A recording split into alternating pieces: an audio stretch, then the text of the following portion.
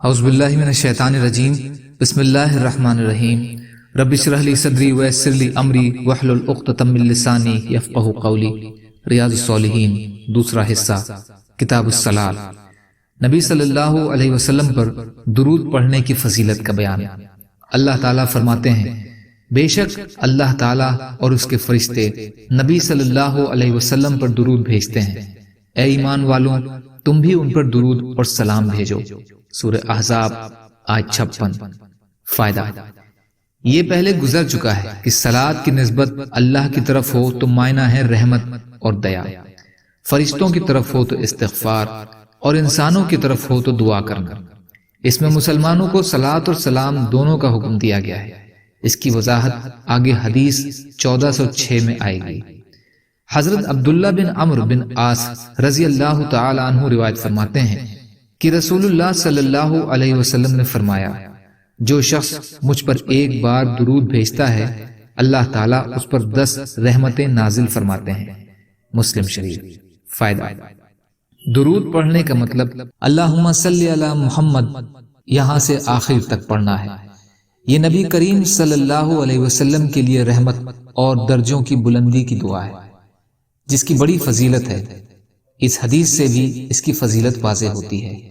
حضرت ابن مسعود رضی اللہ تعالی عنہ روایت فرماتے ہیں کہ رسول اللہ صلی اللہ علیہ وسلم نے فرمایا، قیامت والے دن میرے سب سے زیادہ قریب وہ شخص ہوگا جو لوگوں میں سے مجھ پر سب سے زیادہ درود بھیجنے والا ہوگا۔ ترمذی، حدیث حسن ہے۔ فائدہ، سب سے زیادہ قریب کا مطلب میری شفاعت کا سب سے زیادہ حقدار۔ اس میں بھی کثرت سے درود پڑھنے کی ترغیب ہے۔ حضرت اوس بن اوس رضی اللہ تعالیٰ عنہ سے روایت ہے کہ رسول اللہ صلی اللہ علیہ وسلم نے فرمایا، تمہارے دنوں میں سب سے افضل دن جمعے کا دن ہے، تو تم اس میں مجھ پر کثرت سے درود پڑھا کرو، اس لیے کہ تمہارا درود مجھ پر پیش کیا جائے گا۔ صحابہ نے پوچھا، یا رسول اللہ، آپ پر ہمارا درود کس طرح پیش کیا جائے گا جبکہ آپ کا جسم بوسیدہ ہو چکا ہوگا؟ آپ نے فرمایا، اللہ تعالیٰ نے انبیاء علیہ السلام کے مبارک جسموں کو زمین پر حرام کر دیا ہے۔ ابو داؤد باسناد صحیح۔ فائدہ، ارمت اور بلید دونوں کے معنی بوسیدہ ہونے کے ہیں۔ جسموں کے زمین پر حرام ہونے کا مطلب یہ ہے کہ زمین ان کو نہیں کھاتی اور ان کے جسم بوسیدہ نہیں ہوتے۔ درود پیش کیے جانے کا مطلب ہے کہ فرشتے آپ پر درود پہنچاتے ہیں، جیسا کہ دوسری احادیث میں اس کا بیان ہے۔ اس کے علاوہ اس وقت آپ پر آپ کی روح بھی لوٹائی جاتی ہے اور آپ اس کا جواب عطا فرماتے ہیں۔ محدثین کے نزدیک رد روح والی روایت حسن درجے کی یعنی قابل قبول ہے۔ اس روایت کا پہلا حصہ اس سے پہلے گزر چکا ہے۔